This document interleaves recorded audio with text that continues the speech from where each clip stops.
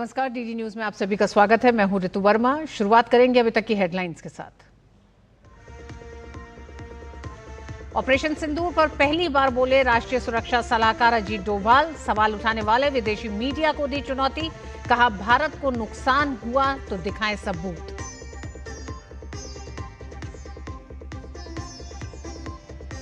एक राष्ट्र एक चुनाव पर विचार के लिए गठित संसद की संयुक्त समिति की हुई महत्वपूर्ण बैठक। पूर्व सीजेआई डीवाई चंद्रचूड़ और जेएस खेर ने आज जेपीसी के सामने रखे सुझाव।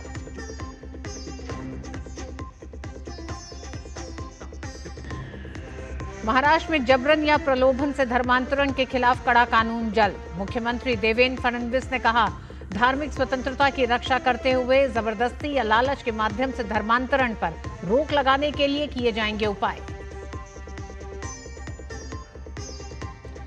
12 जुलाई को प्रधानमंत्री रोजगार मेला। सरकारी विभागों और संगठनों में नवनियुक्त युवाओं को प्रधानमंत्री नरेंद्र मोदी 51,000 से अधिक नियुक्ति पत्र करेंगे वितरित। देश भर के 47 स्थलों पर आयोजन।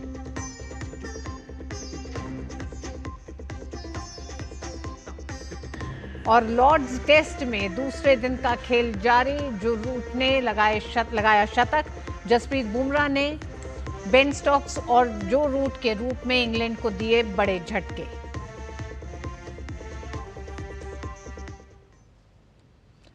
राष्ट्रीय सुरक्षा सलाहकार अजीत डोभाल चेन्नई स्थित आईआईटी मद्रास के 62वें दीक्षांत समारोह में शामिल हुए। इस मौके पर राष्ट्रीय सुरक्षा सलाहकार ने ऑपरेशन सिंदूर में भारतीय सैनिकों की अदम्य साहस की सराहना की। उन्होंने कहा कि देश को ऑपरेशन सिंदूर पर नाज है। एनएसए ने कहा कि हमें गर्व है कि इस ऑपरेशन के दौरान स्वदेशी तकनीक का इस्तेमाल करते हुए आतंकी ठिकानों को नेस्तनाबूद किया गया। We have to develop our indigenous technology. Mention was made here of Sindoor. We are really proud of it, not for necessarily what people perceive, that how much of an indigenous content was there. We are proud of it, that some of the best systems that worked, whether it was our BrahMos systems, whether it was our integrated air control and command systems, whether it was our radars, whether it was the whole this of it that was being done at the battlefield surveillance about the positional there. We decided to have 9 terrorist targets in the crisscross of Pakistan. It was not on the border area something, which we thought were there this way. We missed none. Ajit Doval ने operation सिंदूर को बेहद ही सफल बताया। उन्होंने कहा कि भारतीय सैनिकों ने पाकिस्तान के 9 आतंकी ठिकानों का निशाना बनाया और इस पूरे ऑपरेशन को अंजाम देने में 23 मिनट लगे। We decided to have 9 terrorist targets in the crisscross of Pakistan. It was not on the border area something, which we thought were there this way. We missed none. We hit nowhere else except that. And it is also not that this was a very, it was precise to the point where we knew who is where. Entire operation was started at 5 minutes past 1 and was over at 28 minutes past 1. राष्ट्रीय सुरक्षा सलाहकार अजीत डोभाल ने पाकिस्तान पर भारत के खिलाफ झूठे प्रचार का आरोप लगाया। एनएसए ने कहा कि आईआईटी मद्रास में अपने संबोधन के दौरान कहा कि विदेशी मीडिया को झूठे प्रचार पर घेरते हुए किसी फोटो या सबूत दिखाने की बात कही। Thereafter, a lot of things are said that this thing, foreign press and all these things, they said Pakistan did that and this.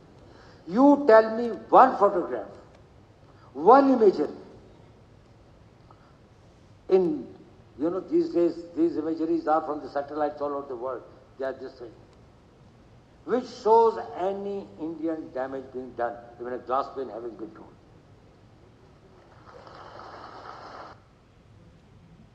आज रक्षा मंत्रालय में राष्ट्रीय कैडेट कोर यानी एनसीसी पूर्व कैडेट संघ की गवर्निंग काउंसिल की पहली बैठक आयोजित हुई। इस बैठक की अध्यक्षता रक्षा मंत्री राजनाथ सिंह ने की, जबकि बैठक में मुख्य रूप से सांसद मनोज सिन्हा, रक्षा सचिव राजेश कुमार सिंह, शिक्षा सचिव संजय कुमार, युवा मामलों की सचिव डॉक्टर पल्लवी जैन गोविल और एनसीसी महानिदेशक लेफ्टिनेंट जनरल गुरबीरपाल सिंह मौजूद रहे। बैठक में राष्ट्र निर्माण में एनसीसी के पूर्व कैडेटों की भूमिका पर भी चर्चा की गई। गौरतलब है कि प्रधानमंत्री नरेंद्र मोदी भी एनसीसी पूर्व कैडेट संघ के पहले सदस्य हैं।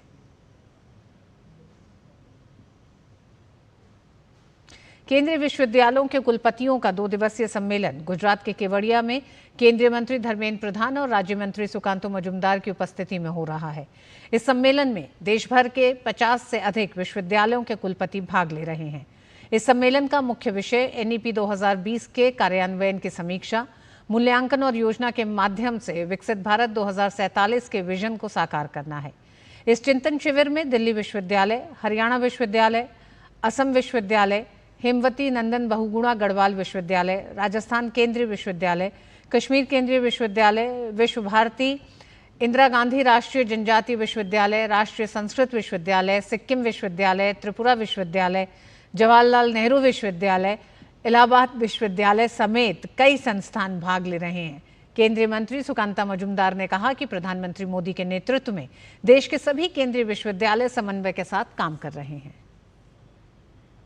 भारत के सारे केंद्रीय विश्वविद्यालय अपने एक दूसरे के साथ कोऑर्डिनेशन से काम करें और एनईपी 2020 जो है, जो हमारा मसौदा है, जिसको आगे लेकर हम सामने चल रहे हैं आदरणीय प्रधानमंत्री जी के नरेंद्र भाई मोदी जी के नेतृत्व में और हमारे शिक्षा मंत्री माननीय धर्मेंद्र प्रधान जी की मार्गदर्शन में, तो इसको धरातल पे लाने का काम कैसे हो सकता है, इस पे ऊपर टॉक हो रहे हैं। सम्मेलन के आयोजक वडोदरा केंद्रीय विश्वविद्यालय के कुलपति रमाशंकर दुबे ने कहा कि सम्मेलन में राष्ट्रीय शिक्षा नीति 2020 की प्रगति की समीक्षा और आगे के रोड मैप को लेकर चर्चा की गई।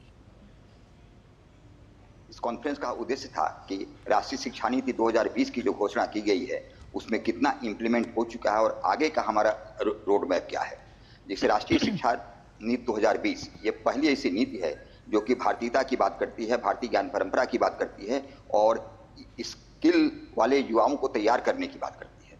तो इस पर मंथन होगा कि हमारे देश के क्या क्या भविष्य की आवश्यकताएं हैं और किस प्रकार हम अपने पाठ्यक्रम में हम सुधार करें ताकि जरूरत के मुताबिक, समाज की जरूरत के मुताबिक, इंडस्ट्री की जरूरत के मुताबिक हम युवाओं को, कौशल युक्त युवाओं को हम विश्वविद्यालयों से अपने पैदा कर सकें। देश में आए दिन जबरन धर्मांतरण कराए जाने के मामले सामने आ रहे हैं। इसके मद्देनजर महाराष्ट्र सरकार जल्द ही जबरन या प्रलोभन देकर किए जाने वाले धर्मांतरण के खिलाफ एक कड़ा कानून लाने की दिशा में आगे बढ़ रही है।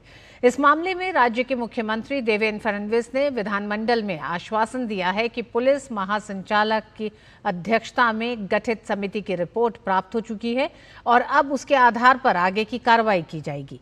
मुख्यमंत्री ने स्पष्ट किया कि राज्य सरकार इस संवेदनशील विषय को गंभीरता से ले रही है। धर्म की स्वतंत्रता की रक्षा करते हुए जबरदस्ती या लालच के माध्यम से धर्मांतरण पर प्रभावी नियंत्रण लाने के लिए आवश्यक विधायी उपाय किए जाएंगे।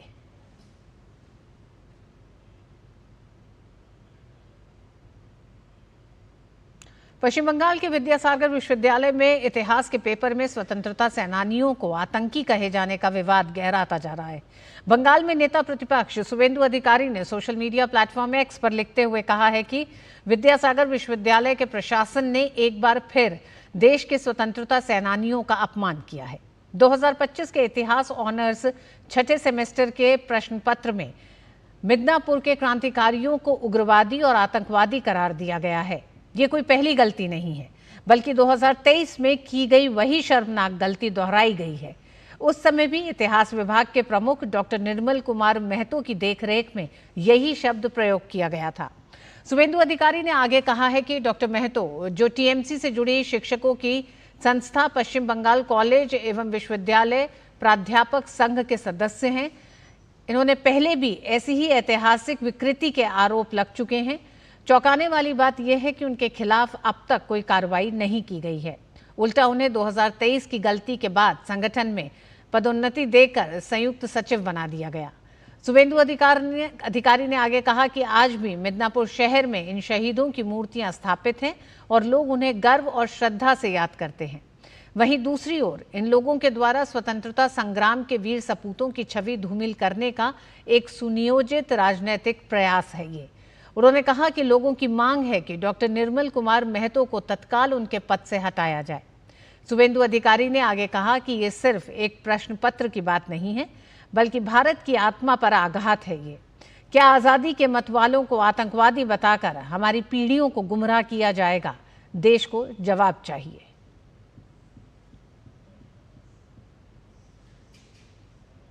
और बुलेटिन में वक्त एक छोटे से ब्रेक का।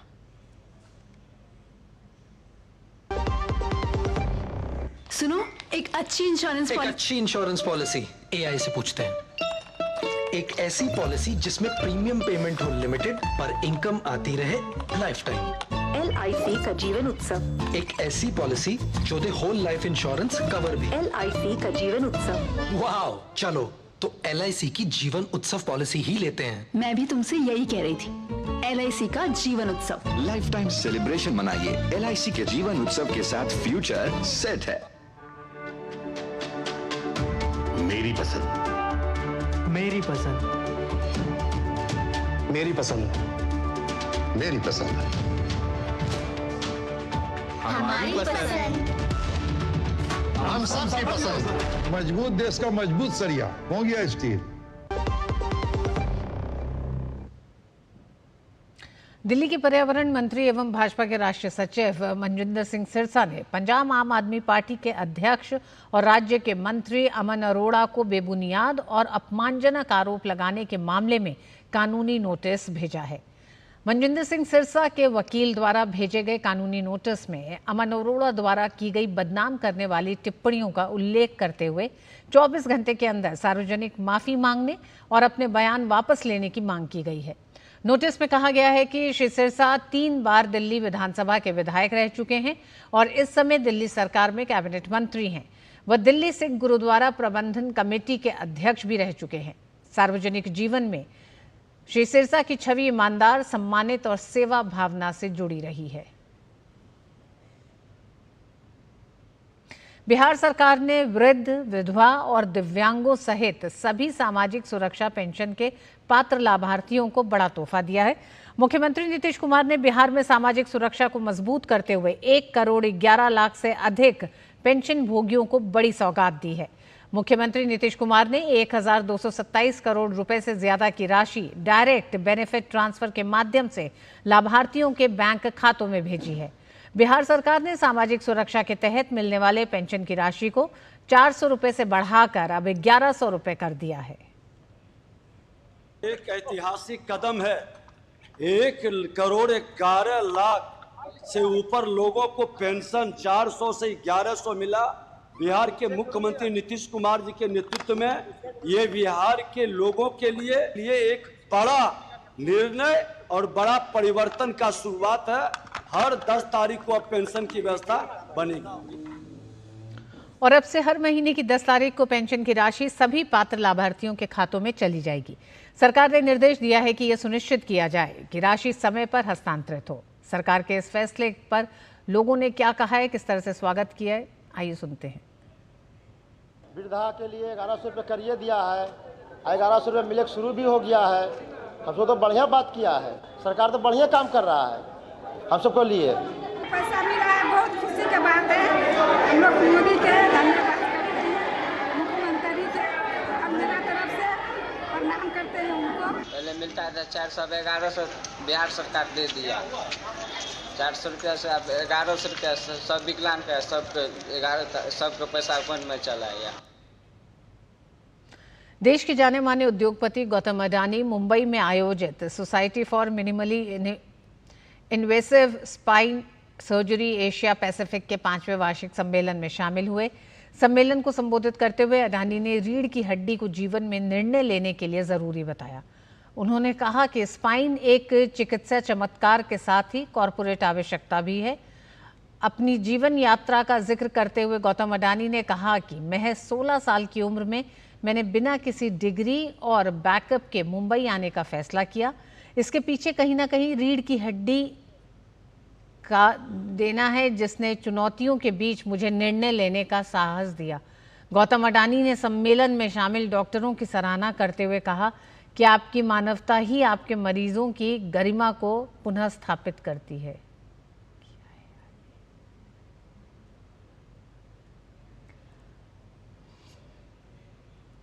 The spine you meant is the ultimate architecture needed for resilience of the human body.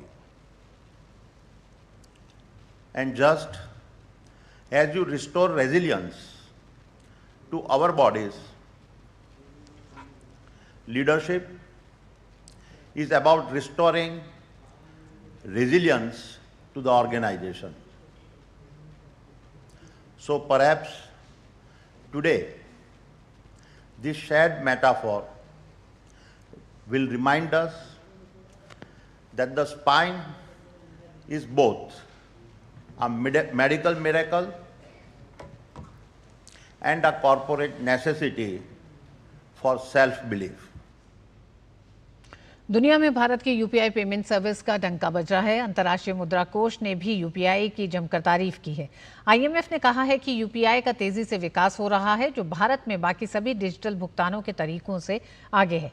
वहीं अब लोग नकद का कम इस्तेमाल कर रहे हैं। आईएमएफ ने कहा कि यूपीआई के जरिए भारत में अब हर महीने 18 अरब से अधिक का लेन देन हो रहा है। इसके अलावा भारत अब किसी भी देश की तुलना में सबसे तेज भुगतान करता है और इसका श्रेय पूरी तरह से यूपीआई को जाता है। बता दें कि यूनिफाइड पेमेंट इंटरफेस यानी यूपीआई एक क्विक और रियल टाइम पेमेंट सिस्टम है, जिसे भारत में साल 2016 में शुरू किया गया था। इसे एनपीसीआई द्वारा मोबाइल फोन के माध्यम से ऑनलाइन ट्रांजैक्शन की सुविधा के लिए विकसित किया गया था। एनपीसीआई इंटरनेशनल ने भारत की यूनिफाइड पेमेंट्स इंटरफेस प्रणाली को संयुक्त अरब अमीरात में तेजी से विस्तारित करते हुए एक बड़ा कदम उठाया है। ये पहल यूएई के कैशलेस इकोनॉमिक विजन को समर्थन देती है और हर साल यूएई जाने वाले 70 लाख से अधिक भारतीय यात्रियों के लिए भुगतान को सरल बनाती है। एनपीसीआई इंटरनेशनल ने मशरिक बैंक के नियोपे नेटवर्क इंटरनेशनल और मेग्राटी जैसे प्रमुख वित्तीय भागीदारों के साथ मिलकर यूएई में क्यूआर आधारित यूपीआई भुगतान तंत्र को मजबूती से स्थापित किया है। दुबई ड्यूटी फ्री और लुलु हाइपर मार्केट जैसे प्रमुख स्थानों पर अब भारतीय ग्राहक सीधे अपने भारतीय बैंक खातों से भुगतान कर सकते हैं। एनपीसीआई इंटरनेशनल के सीईओ रितेश शुक्ला ने इसे भारत और यूएई के बीच एक मजबूत डिजिटल ब्रिज बताया, जो भारत की डिजिटल भुगतान प्रणाली पर वैश्विक विश्वास को दर्शाती है। दुबई में भारत के महावाणिज्य दूत सतीश कुमार सिवन ने कहा कि ये पहल भारतीय यात्रियों और प्रवासी समुदाय के लिए भुगतान अनुभव को पूरी तरह बदल देगी। ये पहल यूएई के खुदरा, पर्यटन, परिवहन और सेवा क्षेत्रों में डिजिटल लेन देन को गति देने के साथ दुबई सरकार के 2026 तक 90% डिजिटल लेन देन के लक्ष्य के अनुरूप है। यूपीआई प्रणाली भारतीय रुपए में रियल टाइम भुगतान, पारदर्शी विनिमय दर और भारतीय रिजर्व बैंक के सुरक्षा मानकों का पालन करती है। प्रधानमंत्री नरेंद्र मोदी 12 जुलाई को सुबह लगभग 11 बजे वीडियो कॉन्फ्रेंसिंग के माध्यम से विभिन्न सरकारी विभागों और संगठनों में नवनियुक्त 51,000 से अधिक युवाओं को नियुक्ति पत्र वितरित करेंगे। इस अवसर पर वे नियुक्त लोगों को संबोधित भी करेंगे। देश भर में रोजगार मेलों के माध्यम से अब तक 10 लाख से अधिक नियुक्ति पत्र जारी किए जा चुके हैं। 16वां रोजगार मेला देश भर के 47 स्थलों पर आयोजित किया जाएगा। ये नियुक्तियां केंद्र सरकार के विभिन्न मंत्रालयों और विभागों में हो रही है। देश भर से चुने गए नए कर्मचारी रेल मंत्रालय, गृह मंत्रालय, डाक विभाग, स्वास्थ्य एवं परिवार कल्याण, वित्तीय सेवा विभाग, श्रम एवं रोजगार मंत्रालय सहित अन्य विभागों और मंत्रालयों में शामिल होंगे। मास्क पहनने से टीबी संक्रमण के प्रसार को रोकने में मदद मिल सकती है। टीबी एक संक्रामक बीमारी है जो हवा के माध्यम से फैलती है। टीबी संक्रमित व्यक्ति अगर घर में या बाहर मास्क पहनेंगे तो टीबी संक्रमण के चेन को तोड़ने में मदद मिलेगी। जानकारों का मानना है कि छींकने और खांसने से टीबी बैक्टीरिया 6 फीट तक फैल सकता है, जिससे संक्रमण का खतरा बढ़ जाता है। पुडुचेरी के मेडिकल छात्र टीबी मरीजों को घर के अंदर और बाहर मास्क पहनने के लिए कह रहे हैं।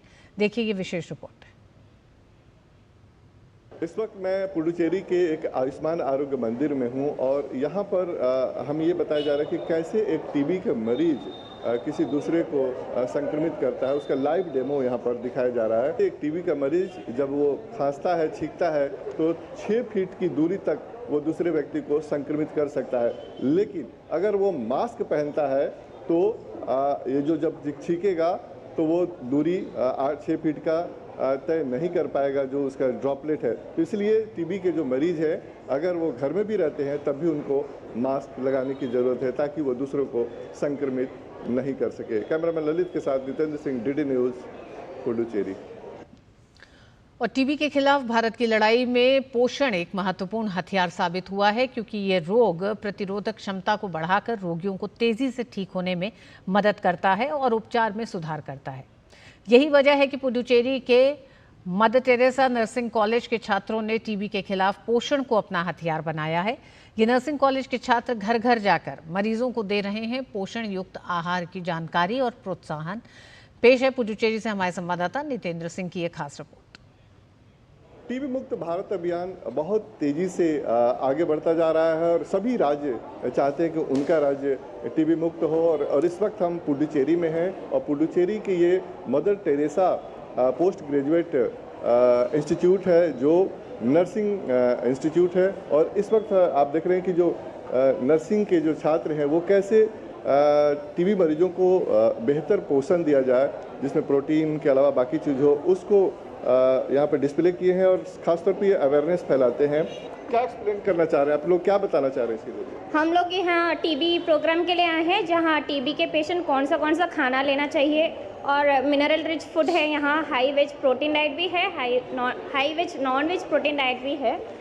और इसमें कैलोरी रिच डाइट में है बनाना मिल्क है, बनाना मिल्क और एग भेजो लोग कितने कुछ खा सकते हैं। इसमें थोड़ा डिफरेंट हम लोग ट्राई किए हैं जिसमें आप ये सब ट्राई कर सकते हैं। और इसमें मिनरल रिच फूड है, मिनरल रिच फूड में fish curry, fish gravy, sprouts वगैरह ये सब आप ले सकते हैं। उसके बाद आयरन रिच फूड है, आयरन रिच फूड में ये वड़ा है जहाँ साउथ इंडियन का फूड है वड़ा, और मिलेट फूड है। और यहाँ आयरन नॉन वेज डाइट है, आयरन रिच प्रोटीन डाइट में नॉन वेज डाइट है जहाँ आप चिकन करी खा सकते हैं और मटन करी, यहाँ फ़िश फ्राई भी खा सकते हैं। क्योंकि टीबी पेशेंट के लिए ना इम्यूनिटी बूस्टिंग चाहिए और टिश्यू रिपेयर भी चाहिए, एड रिकवरी के लिए ये सब खाना ज़रूरी है। और हमारे यहाँ आयरन बेस्ड रिच डाइट भी है जिसमें आप आटा, जैसे कि साउथ इंडियन रागी है ना, रागी फ्लोर में आटा बना सकते हैं। उसके साथ आप जैसे कि मिंट चटनी की चिल्ली चटनी ये सब कुछ खा सकते हैं आप लोग। तो इस तरीके से आपने देखा कि बहुत ही आसान तरीके से बताया गया है ताकि जो कम पढ़े लिखे लोग हों या गांव में रहने वाले लोग हों उनको भी समझ में आ जाए।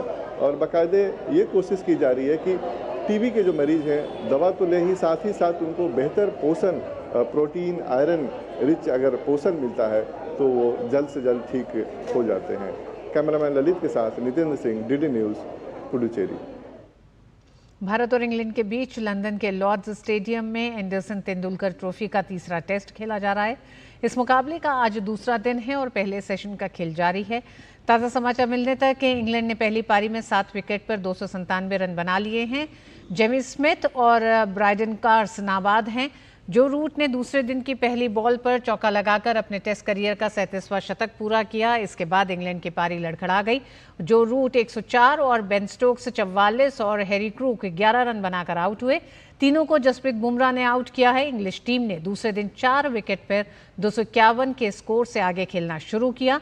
जसप्रीत बुमराह इस मुकाबले में 4 और नीतीश रेड्डी 2 विकेट ले चुके हैं और एक सफलता रविंद्र जडेजा ने दिलाई। और इस बुलेटिन में बस इतना ही। नमस्कार।